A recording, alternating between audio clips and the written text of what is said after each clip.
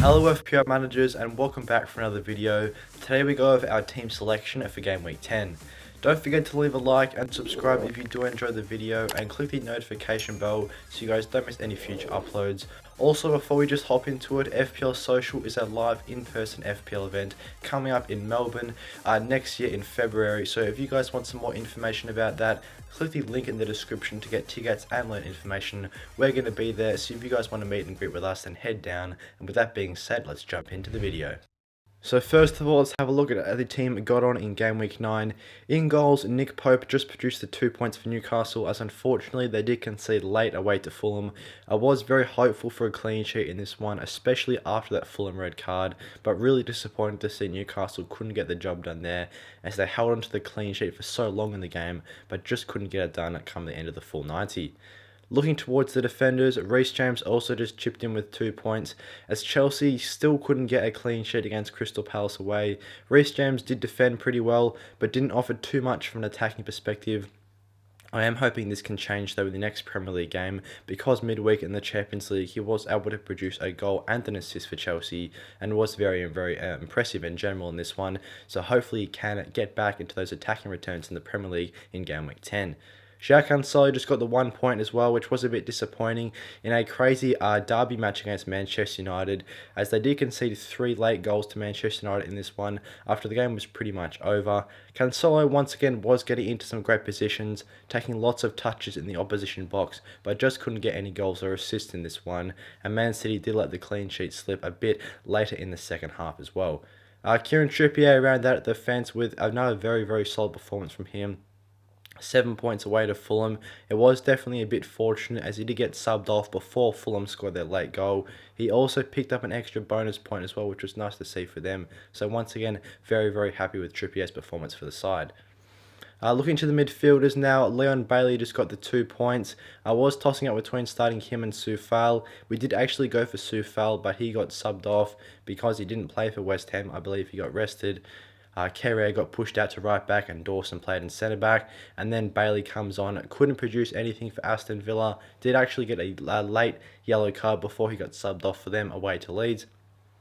He did actually have a couple of good chances in this one, and he looked pretty impressive on the counter-attack for Aston Villa, but just couldn't produce anything there.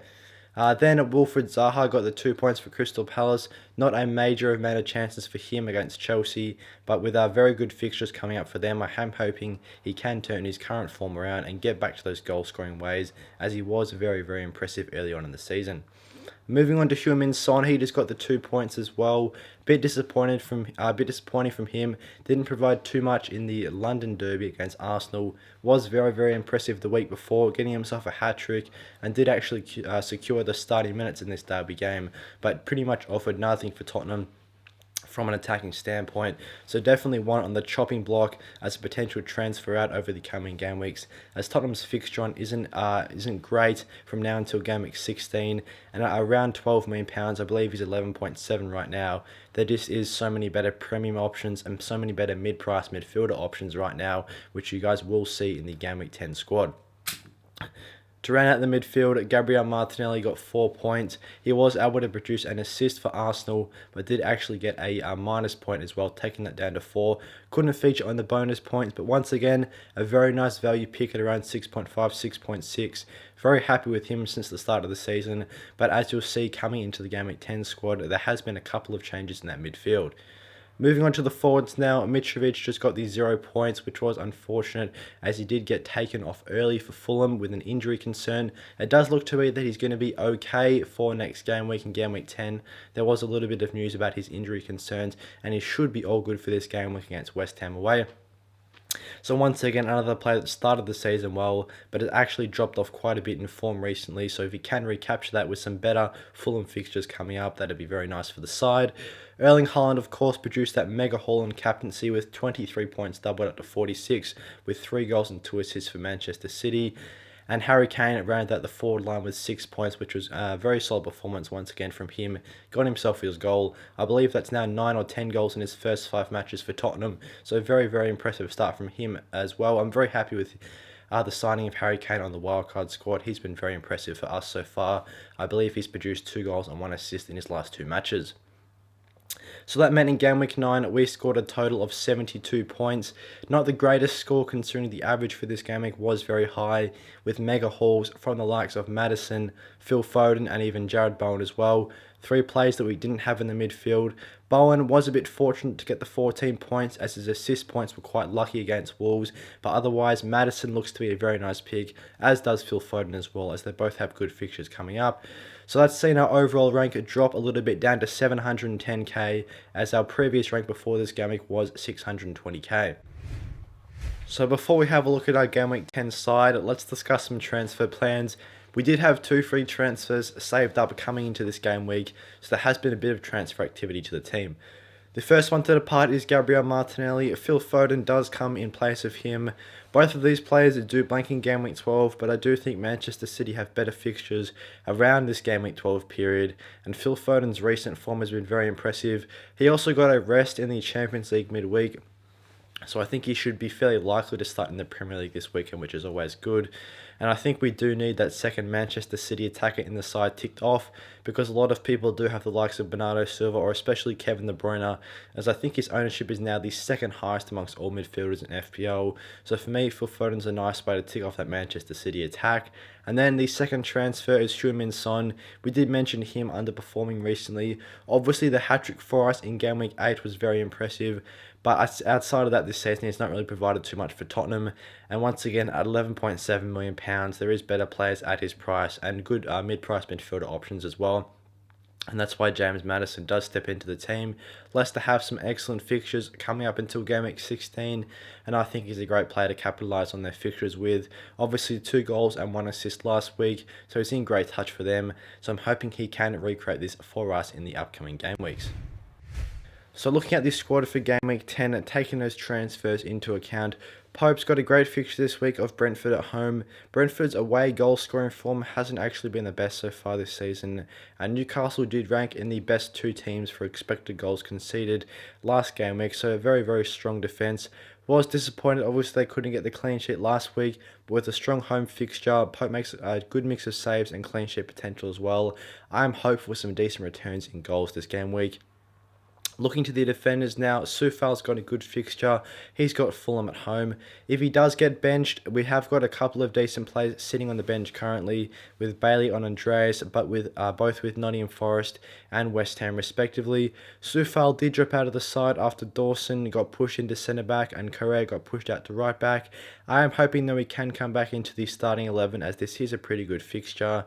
Reece James probably has the best fixture from a defensive standpoint in FPL right now. It's Wolves at home. Reece James is coming off a goal and an assist in the Champions League midweek as well.